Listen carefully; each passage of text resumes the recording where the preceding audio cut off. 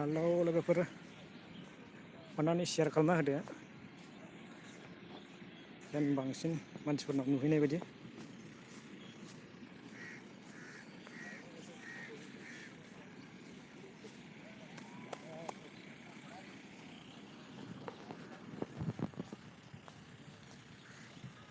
अन्नानै कमेन्ट खालामनो हागोन।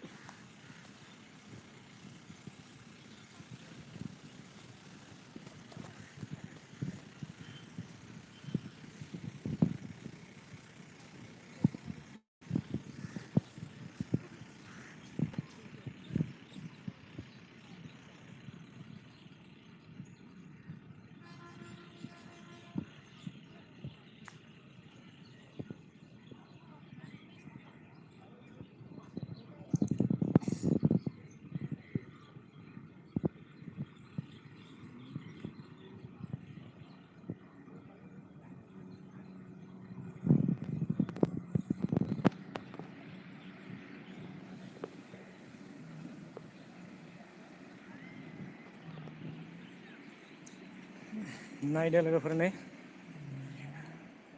बेलासिनि समायना महरखौ आंजों लोगोसे नोंथांमोननोबो शेयार खालामनो गोसो जाबाय।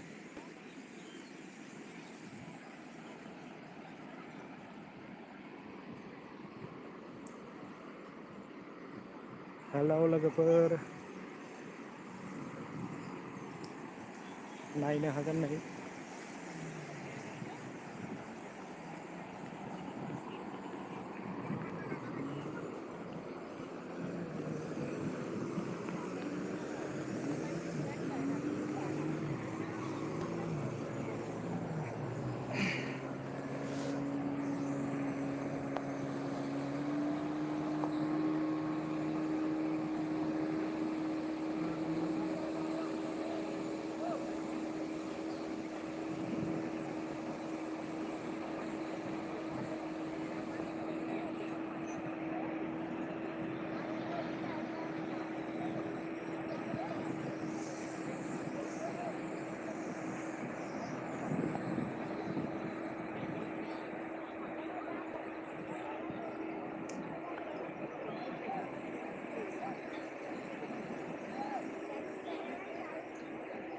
हेलौ लोगोफोर आंजों लोगोसे नोंथांमोनाबो नायफानो हागोन नै दिनैनि समायना बे कलवा बीच नायदो लोगोफोर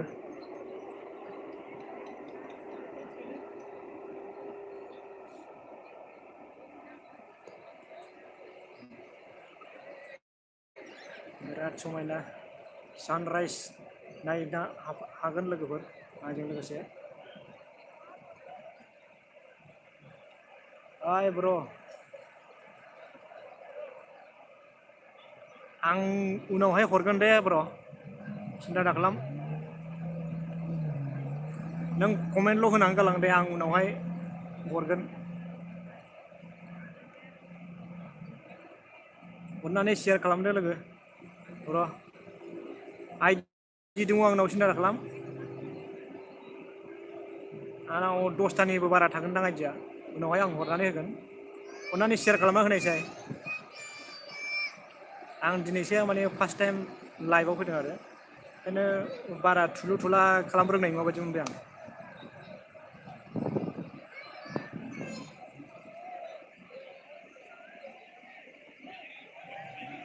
लोगोफोरनो अन्नानै शेयार खालामना होदो माने आंनो एसे वाच टाइमनि बिराद गोनांथि जादों जेन आंबो वाच टाइम मोननो हानाय बायदि।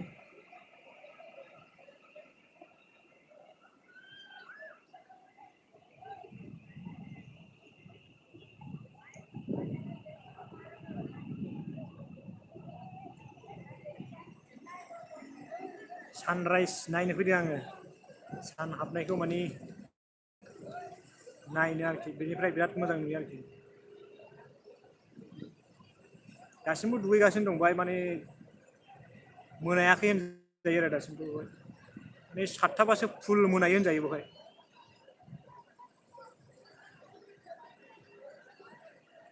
दा बेसेबां जाखो 6:32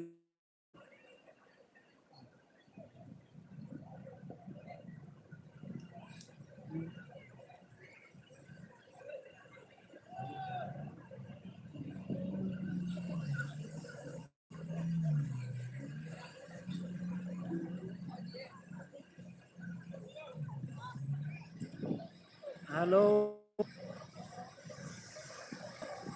अन्नानै कमेन्ट खालामदो सोर जाखो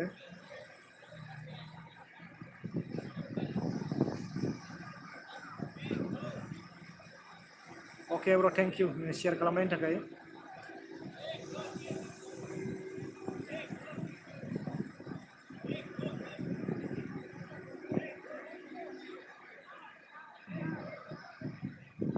बिलिफां थेंक इउ ब्र फैनायनि थाखाय जुदि आइडि नांगौब्ला आं नोंसिनि उनावहाय हरगोन आरो दा मोनाफ्राव जुदि माबाफ्रा डाटाफ्रा आग्लायोब्ला नङाब्ला आं फुङावहाय हरगोन बिदिनो 5टा 6टासोआव हरगोन आङो डिउटियाव ओंखारनायनि सिगां आं दा बायनो बय खामानिसो मावफैयो नालाय गवायाव नायनो हागोन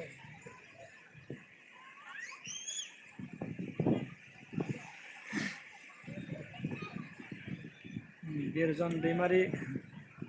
ओइ आसोल थेंक इउ ब्र फैनायनि थाखाय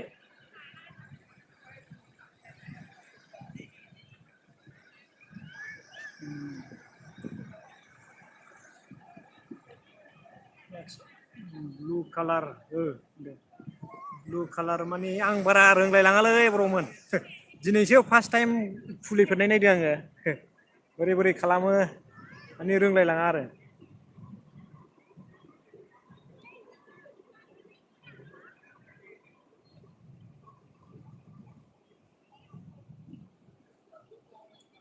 लोगोफोरनो शेयार खालामबाय थानो हागोन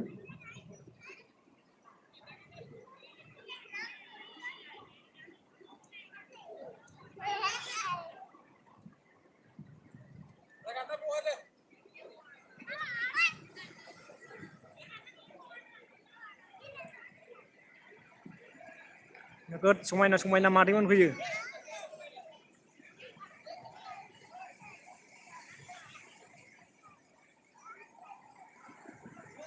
एसे थाबायनानै दिन्थिनो नामा लोगोफोर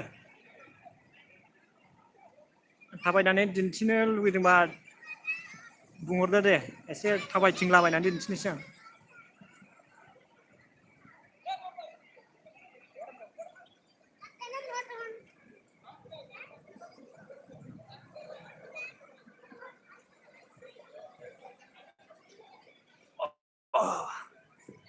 अके ब्र आं नै एसे थाबायथिंनानै दिन्थिनोसै होनबा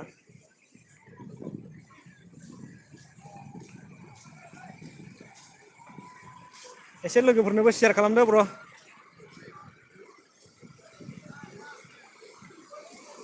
आं उनावहाय 10टा आइडि हरना होगोन दे आंनाव 10टानि बारा थानांगौ बायदि मोनदों आरो आं आइडिखौ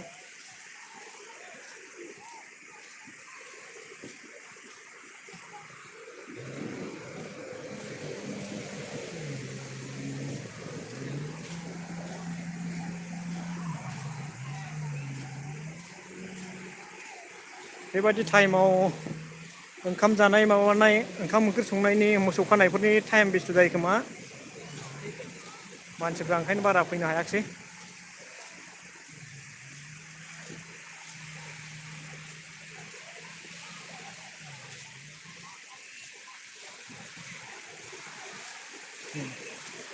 कारेक्ट ना ब्र बे टाइमाव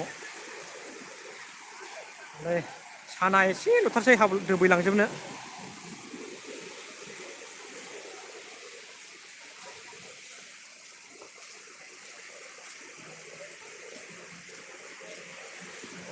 एसे एनैल' गोलाव एरिया नङा ब्र बे बिराद गोलाव ओरैबो ओरैहायबो नोगोद गोलाव जायो आरोखि एरियाया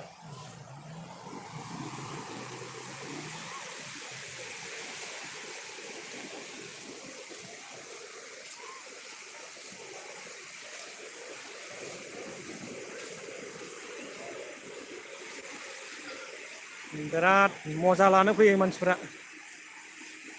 इण्डियाननि गोजा बांसिनानो आरो दुगैनाय बेरायनाय फैग्राफ्रा फरेनारफ्रा बांसिन एप्रिलावसो फैयो बे जायगायाव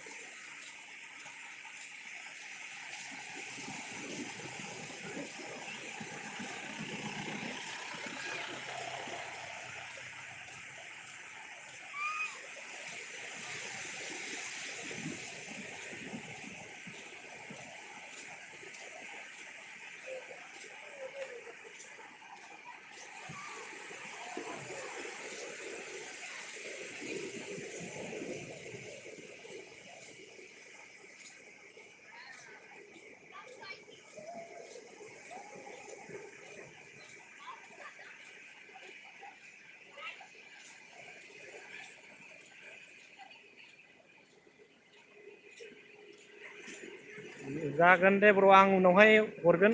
नोंसोर कमेन्टल' हरनानै दोन आं उनावहाय नोंसोरनो आइडि हरना होजोबगोन आरो आंनाव 10थानि आइडि बारा थागोन आरोखि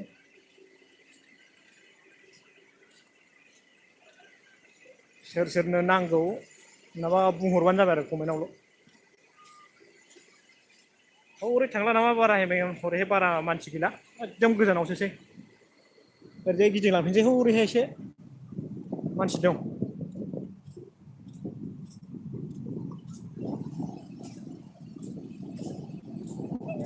बेखौ गाखोनो नामा बिराद मजा नाङो बेखौ गाखोनो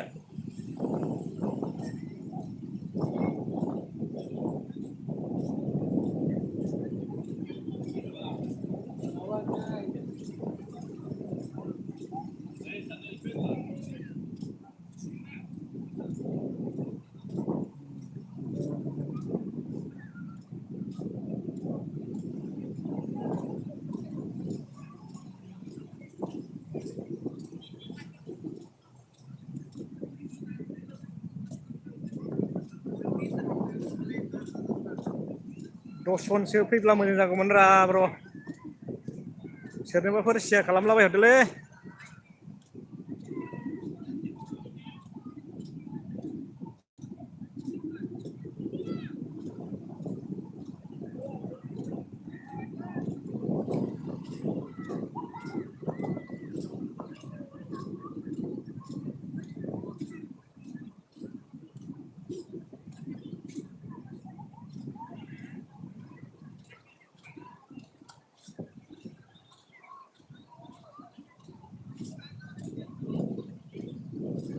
ओइ साना हाबखोमाबायलै मालाबानो नायहरस्लाबनो मोनासै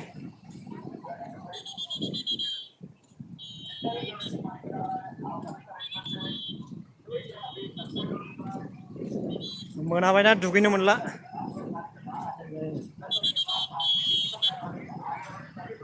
दुगैनो मोनला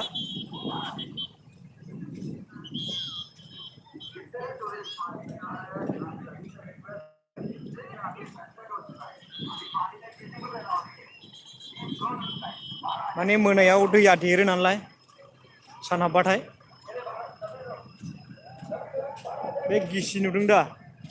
औ बे गोरानसिम दावखोलाङो दैया मोनायाव माने सान हाबबाथाय बोलोगोरा जायो आरोखि दैया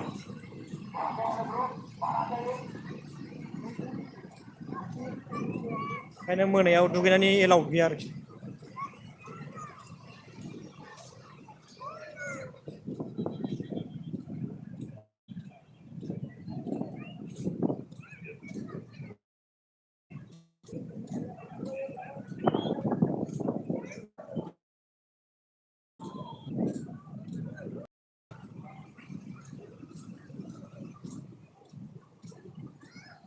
माने दैनि बायगा